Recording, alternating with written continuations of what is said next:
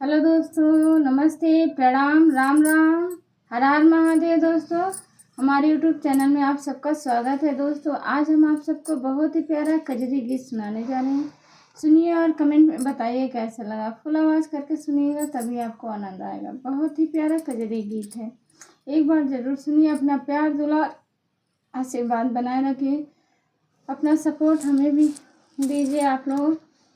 दोस्तों, सावन की हार्दिक शुभकामनाएं आप सबको हमारे तरफ से, हमारे यूट्यूब फैमिली की तरफ से सभी को सावन की हार्दिक शुभकामनाएं।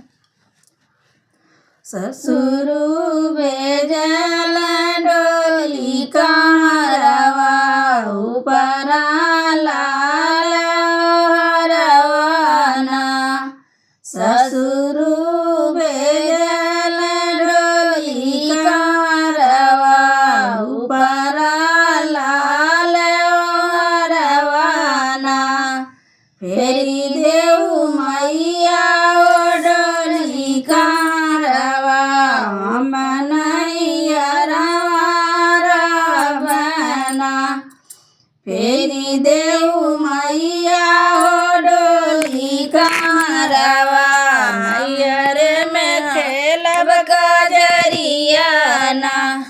फेरी देऊ मैया डोलिया कारवा मैयर में खेलब कजरियाना। नैयर में बाटी सखिया सहेलरी ससुर में कवन रानवाना। नैयर में बाटी सखिया सहेलरी ससुर में कवन रानवाना। भसुरु बेजल डोली कारवा उपरा लाल रवाना।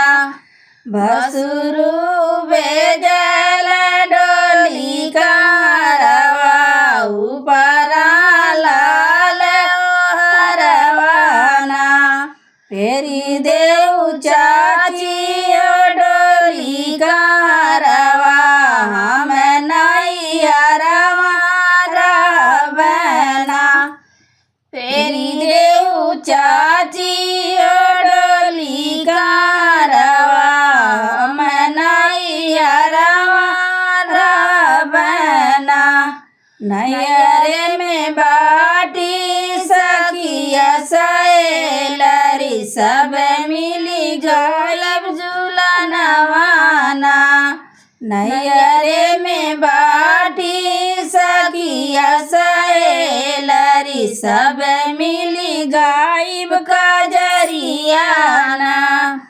देवरू बेजल डोली कारवा उपरा लाल रवाना। ससु देवरू बेजल डोली कारवा उपरा लाल रवाना।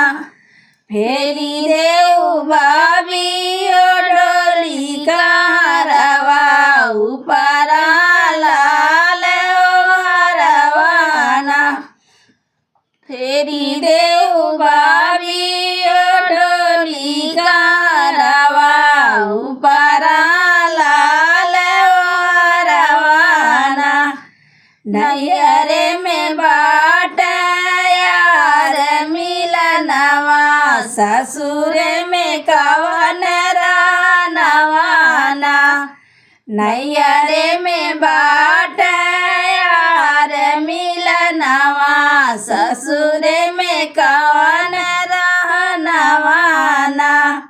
पिया मोर बेजल डोली कारवा उपरा लाल रवाना।